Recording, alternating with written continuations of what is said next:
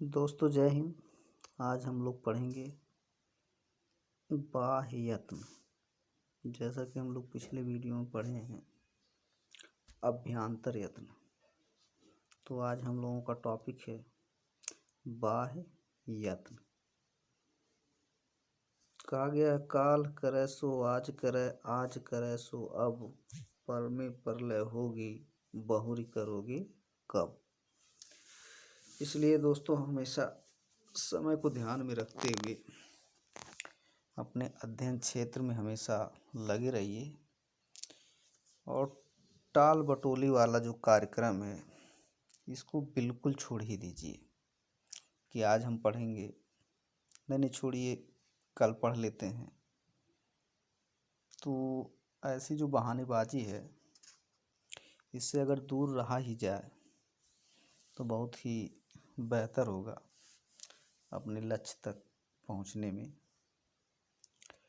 सीधे हम आते हैं अपने विषय पर, वर्णों के बाह्य यत्न। वर्णों के बाह्य यत्न 11 हैं, जिनको विवार,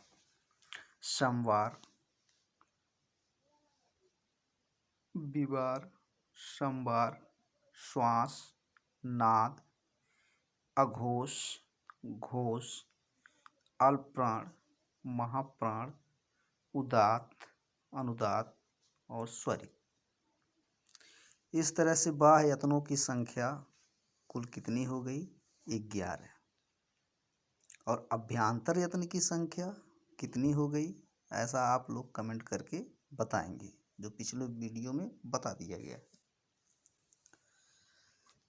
अब आता है बात, विवार है क्या? कैसे हम जानेंगे कि ये विवार है?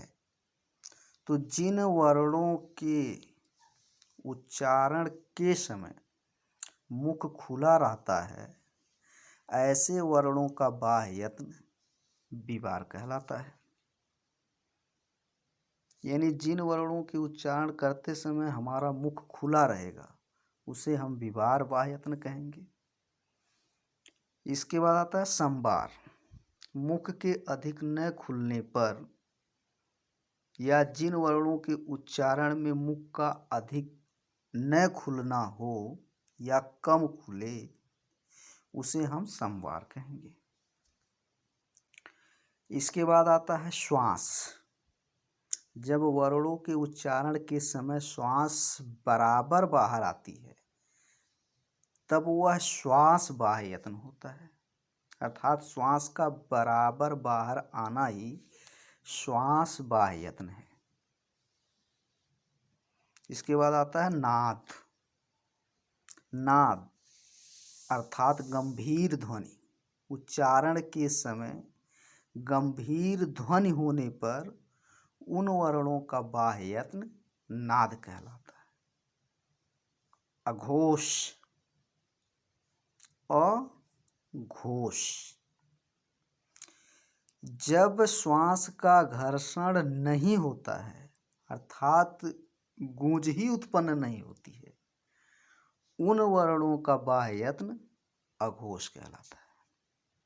इसके बाद आता है घोष, अर्थात जिन वर्णों के उच्चारण में गूंज होती है अथवा जिन वर्णों के उच्चारण के समय मूलाधार से उठने वाले प्राण वायु का कम उपयोग होता है उसे हम क्या कहेंगे? अल्प प्राण कहेंगे। और जहाँ घोष यानी गूंज होती है उसे घोष कहेंगे, और जहाँ गूंज नहीं होती है, जिन वर्णों के उच्चारण में गूंज नहीं होती है उसे हम अघोष कहेंगे। इसके बाद देखते हैं महाप्राण। यहाँ पे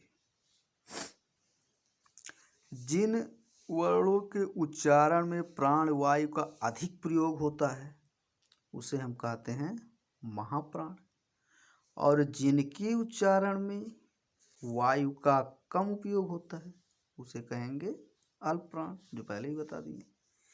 इसके बाद आता है उदात्त, अनुदात्त और स्वरित। उदात्त, उच्चई उदात्त, यानी जब मुख के ऊपरी हिस्से से जिन वर्णों का उच्चारण हो उसे हम उदात्त कहेंगे।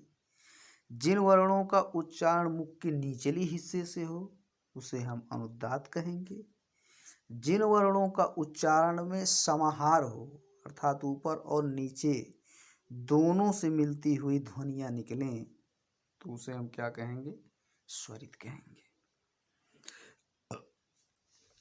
अब प्रश्न ये उठता है कि कौन कौन से वर्ण विवार हैं, श्वास हैं, अघोष हैं, या संवार हैं, नाद हैं और घोष हैं। तो इनके लिए हमें देखना होगा प्रत्याहार को। खर प्रत्याहार के वर्णों का जो बाह्य यत्न है वह विवार, श्वास और अघोष होता है।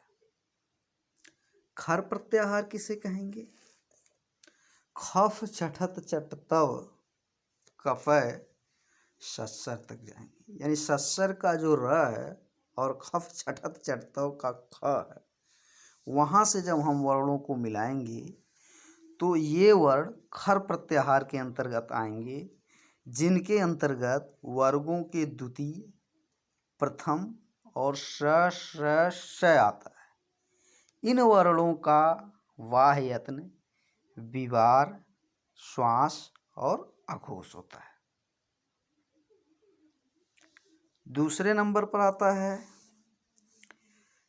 हस प्रत्याहार के वर्णों का बाह्य यत्न संवार, नाद और घोष होता है। हस प्रत्याहार के वर्णों का बाह्य यत्न संवार, नाद और घोष होता है। तो हस प्रत्याहार को हम पहचानेंगे कैसे? तो हस में हैवरट से लेकर के जबगढ़ 10 तक चलेंगे। कहाँ तक? जबगढ़ 10 तक। तो इसके अंतर्गत ह, य, व, र, ल तथा वर्गों के पंचम वर्ण यानी इमंगणनम और वर्गों के चतुर्थ वर्ण झव, घड़ 10, जबगढ़ 10, यानी य, व, र, ल वर्गों के पंचम वर्ण, चतुर्थ वर्ण एवं तृतीय वर्ण का बाह्य यत्न क्या हो जाएगा? संवार, नाद और घोष। अब बचता है अल्प प्राण। अल्प प्राण किसे कहते हैं? वर्गों के प्रथम, तृतीय एवं पंचम, वर्गों के प्रथम, तृतीय एवं पंचम वर्णों को तथा यण प्रत्याहार के अंतर्गत आने वाले य, व, र, ल का बाह्य यत्न अल्प प्राण है। महाप्राण कैसे जानेंगे? वर्गों के द्वितीय, चतुर्थ तथा सल, श, श, स और है वर्णों का बाह्य यत्न महाप्राण के नाम से जाना जाता है।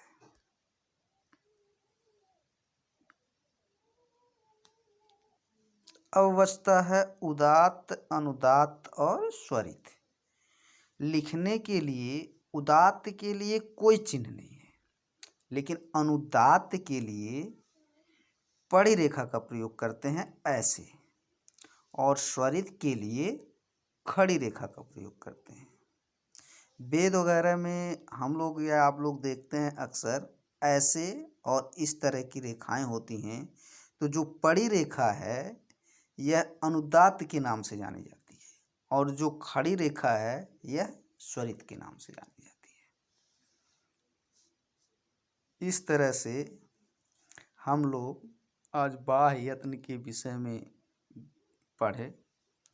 नेक्स्ट वीडियो में स्वरों के विषय में विस्तृत चर्चा की जाएगी, क्योंकि स्वरों का जो भेद है उदात्त, अनुदात्त, स्वरित, फिर ह्रस्व, दीर्घ, पुलुत, अनुनासिक, अनअनुनासिक, इस तरह से स्वरों के कुल 18 भेद होते हैं, जिसके लिए हम नेक्स्ट वीडियो का उपयोग करेंगे अथवा निर्माण करेंगे। तब तक के लिए जय हिंद,